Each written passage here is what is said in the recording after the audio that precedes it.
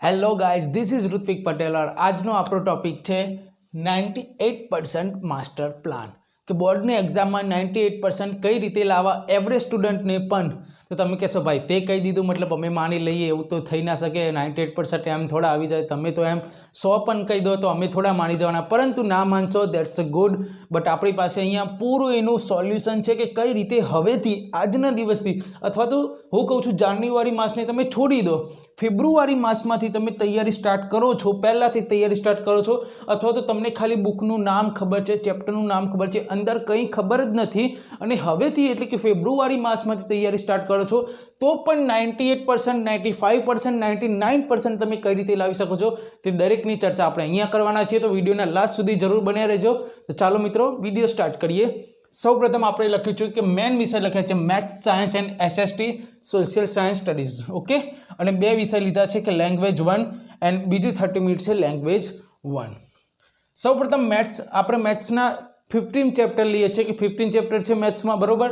તો તેની આપણે સ્ટડી કરીએ છીએ 2 કલાક રોજની. સમજો કે આપણે મેથ્સની સ્ટડી કરીએ છીએ રોજની 2 કલાક.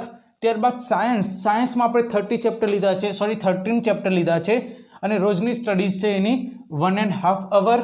એ જ રીતે એસએસટીમાં 14 ચેપ્ટર છે અને 1.5 અવર તેની આપણે સ્ટડી કરીશું. તો આની કુલ સ્ટડીઝ થાય છે 2 ને દોઢ અને બીજું દોઢ, એટલે કે 3 ને 5 કલાક. 5 કલાક ફક્ત આની સ્ટડી થાય. તમે કહો છો કે સર આ રીતે તમે ભેગા કરીને કલાકો બનાવી દો છો ને ત્યારબાદ સમજાવી દો છો, એ રીતે અમે સ્ટડી કરી નથી શકતા, પરંતુ હું સમજાવું છું કે કઈ રીતે તમારે સ્ટડી કરવાનું છે. શાંતિથી તમે જો આરામથી બધું સમજાવશે કે કઈ રીતે તમે સ્ટડી કરશો અને કઈ રીતે તમે આરામથી માર્ક્સ લાવી શકશો. લાસ્ટ સુધી જરૂર જોજો, તમને બધું સમજાઈ જશે. ત્યારબાદ છે કે 30 મિનિટ લેંગ્વેજ 1 અને 30 મિનિટ લેંગ્વેજ 1, એટલે કે 30 મિનિટ આપણે એક વિષયનું, ધારો કે તેમાં ઇંગ્લિશ લઈએ છીએ, ગુજરાતી લઈએ છીએ, હિન્દી, સંસ્કૃત, કોઈ બી વિષય તમે લઈ શકો છો. તે લેંગ્વેજ 2 વિષય લેવાના છે પર ડે. 30 મિનિટ આપણે ઇંગ્લિશ લીધો તો બીજી 30 મિનિટ લઈશું આપણે સંસ્કૃત, હિન્દી, ગુજરાતી, કોઈ પણ વિષય, પણ દિવસના 2 વિષય આવવા જોઈએ. તો આ રીતે તમે ગણતરી કરશો તો તમારા દિવસના 6 કલાક થાય છે. ઓકે, 6 કલાક આપણે દિવસના થાય છે તમારા. જો અત્યાર સુધી તમે સ્ટડીઝ નથી કરી તો હવેથી દિવસના 6 કલાક તો મિનિમમ આપવા પડશે, કેમ કે તમારે લાવવાના છે 98%.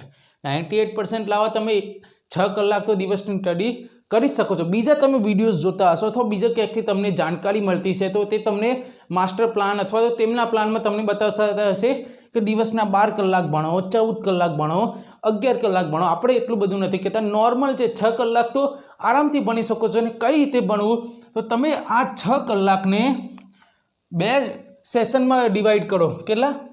2 સેશનમાં ડિવાઈડ કરવાનું છે. એક સેશન છે બપોરના 3 વાગ્યાનું પહેલું, એટલે કે PM 3ની પહેલાંનું, અને બીજું છે PM 3ની પછીનું. તો PM 3 પહેલાં આવશે 3 કલાક, ઓકે, 3 અવર, અને એના પછી આવશે 3 અવર. આ 3 અવરમાં તમે સવારે આરામથી 6 વાગે જાગો છો, બરાબર. 6 વાગે જાગો છો, 6 થી 7 સુધી આરામ ફ્રેશ થાઓ છો. 7 વાગ્યાથી તમે સ્ટડી કરવા બેસો છો, 7 થી 8, 8 થી 9, 2 કલાક સ્ટડી થઈ ગયું, 2 અવર આવી ગયું. ઓકે, 2 અવર સવારના સેશનનું થઈ ગયું છે આપણું. આપણે 7 થી 8, 8 થી 9 સ્ટડીઝ કર્યું. 9 થી 10 આરામથી ફ્રી ફરો, બહાર ફરો, તમારે જે કરવું હોય, અથવા વાંચવું હોય તો વાંચો, બહાર ફરો, જે કરવું હોય એન્જોય કરો. 10 વાગ્યાથી 11 વાગ્યા સુધી 1 કલાક તમે આરામથી સ્ટડી કરી શકો છો. તો +1 અવર, 3 કલાક પહેલું સેશન આપણું ક્લિયર. 3 કલાક. હવે 3 વાગ્યા સુધી તમે બિલકુલ ફ્રી છો, તમારે જે કરવું હોય કંઈ કરી શકો છો. ત્યારબાદ બીજું 3 કલાકનું સેશન સાંજે 3 વાગ્યા પછી ચાલુ થાય છે. 3 થી 4 આપણે હાલ રહેવા દઈએ છીએ, તો પણ 4 થી 5:30, એટલે કે 1.5 કલાક તમે સ્ટડી કરી શકો છો, 1.5 અવર. ઓકે, તો આ થઈ ગયું આપણું 1.5 અવર. 4 થી 5:30 સુધી, 4 to 5:30. ઓકે, 5:30 તમે સાંજે 7-8 વાગ્યા સુધી ગમે તેમ ખાઓ, પીવો, મોજ કરો, ફરો, ગમે ત્યાં ફરો, પરંતુ 8:30 થી 10 વાગ્યા સુધી બીજા 1.5 કલાક, એટલે કે 3 કલાક થઈ ગયો. આ ટાઈમ સિવાય તમે વાંચી શકો છો, રિવિઝન કરી શકો છો, તમારે જે કરવું હોય તમે તમારી રીતે કરી શકો છો, તમારે વાંચવું હોય તો. અને ના વાંચો છતાં પણ આ મેં 6 કલાક બતાવ્યા, તમે આરામથી નિકાળી શકો છો. 10 વાગે તમે સૂઈ જાઓ, 10:30 સૂઈ જાઓ, કેમ કે બીજા દિવસે 6 વાગે પણ તમારે સવારે ઉઠવાનું છે. તો આરામથી તમારે 7-8 કલાકની પણ તમને નીંદ મળી રહે છે. તો આ રીતે તમે 6 કલાકનું ડિસ્ટ્રીબ્યુટ કરી શકો છો તમારા ટાઈમ ટેબલમાં વાંચવામાં.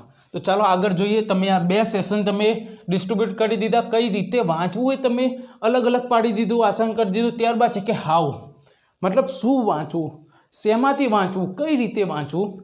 તો સૌપ્રથમ આપણે જોઈએ છીએ કે વિડીયોઝ યુટ્યુબમાં તમને ઘણા બધા વિડીયોઝ મળી રહે છે. એવું નથી કે તો મારા જુઓ કે આના જુઓ, કોઈ સજેસ્ટ નથી કરતો. તમને જેના ફાવે, જેના ગમે વિડીયોના જોવાના એના વિડીયોઝ જુઓ. તમને જે વિડીયોઝ ફાવતા હોય વિડીયો જુઓ, પરંતુ એમાં એક ધ્યાન રાખો કે 2x સ્પીડ કરીને જુઓ, જેથી તમારો ટાઈમ ના બગડે.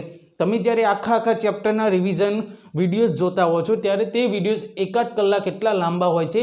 તેથી તે વિડીયોને તમે 2x સ્પીડમાં અથવા તો 150 સ્પીડમાં જોવાની ટેવ રાખો. તમે કહેશો કે સર આ રીતે કરશો અથવા ભાઈ આ રીતે કરીશ તો મારે સ્પીડ નથી આવતી, ખબર નથી પડતી કે શું ભણે છે. તમે જેમ જેમ સ્ટડીઝ કરશો 1 મહિનામાં તમને એકદમ સ્પીડ આવવા માંડશે અને આરામથી બધું સમજાવવા લાગશે. તો વિડીયોઝ જુઓ પરંતુ 2x સ્પીડમાં જોવાનું રાખો. ત્યારબાદ મેન ઇમ્પોર્ટ છે NCERTની તમે બુક પઢી લો આખી. NCERT તો તૈયાર કરવી ફરજિયાત છે.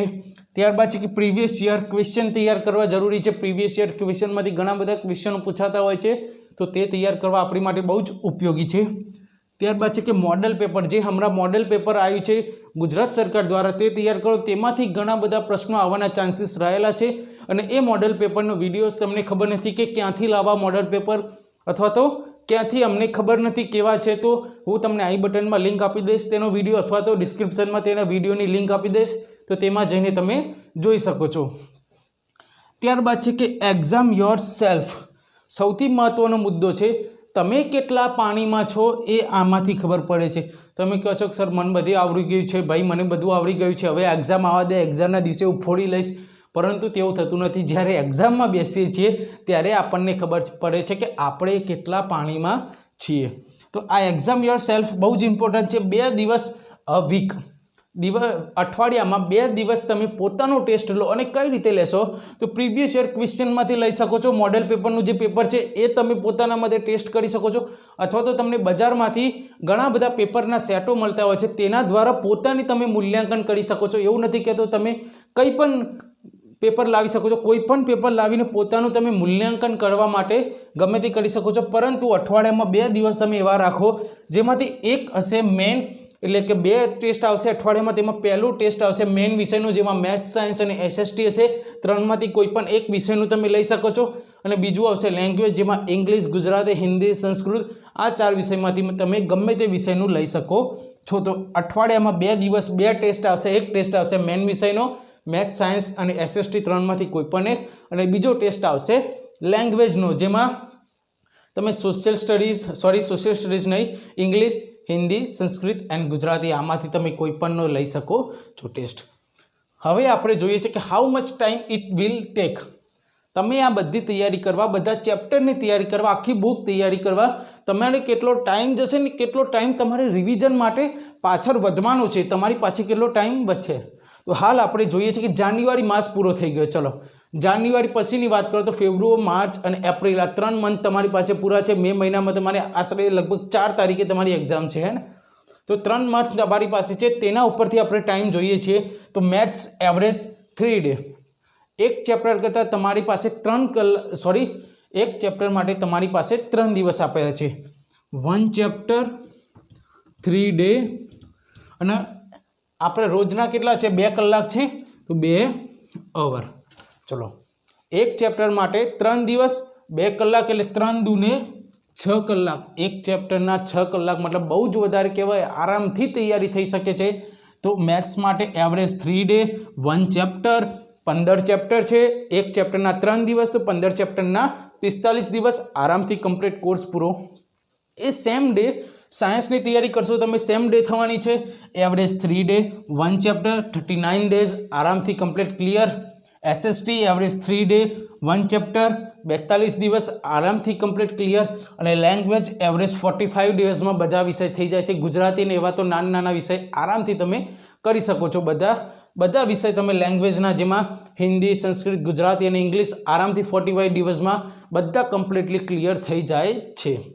તો હવે વાત કરું છું કે તમે કહો છો કે સર મેથ્સમાં ઘણા બધા એવા ચેપ્ટર છે કે એસએસટીમાં ઘણા બધા ચેપ્ટર છે કે જે 3 દિવસમાં નથી થતા, 4 દિવસમાં થાય છે, 5 દિવસ થાય છે. તો ચલો આપણે એવરેજ 3 દિવસને કાઢીને 4 દિવસ કરી દઈએ. હાલ પૂરતું એવરેજ 3ને કાઢીને 4 કરીએ છીએ તો પણ 15 ચોક કેટલા થશે? 60 દિવસ થશે. મતલબ 60 દિવસ મેક્સિમમ લાગશે. તો ફેબ્રુઆરી અને માર્ચ આ 2 મહિનો તમારો થશે. તો પણ તમારી પાસે એપ્રિલ મહિનો આખો રિવિઝન માટે પડ્યો રહેશે. તો આ રીતે જો તમે તૈયારી કરો છો તો આરામથી 98% કે 100 તમે લાવી શકો છો. આજથી જો તૈયારી ચાલુ કરો છો અથવા તો ફેબ્રુઆરી માસના 1લી તારીખથી જો તમે તૈયારી સ્ટાર્ટ કરો છો તો પણ તમે 98%ના હકદાર થઈ શકો છો. તો બસ આજે આટલું જ કહેવાનું હતું. તમને મારો વિડીયો સારો લાગ્યો તો પ્લીઝ વિડીયોને લાઇક કરજો. તમને કંઈ ક્વેરી રહી ગયો તો નીચે કોમેન્ટમાં જરૂર બતાવજો. હું તમારો આન્સર આપવાનો 100% ટ્રાય કરીશ. અને તમને કંઈ ક્વેશ્ચન હોય તો મને ઇન્સ્ટાગ્રામમાં જરૂરથી પૂછી શકો છો.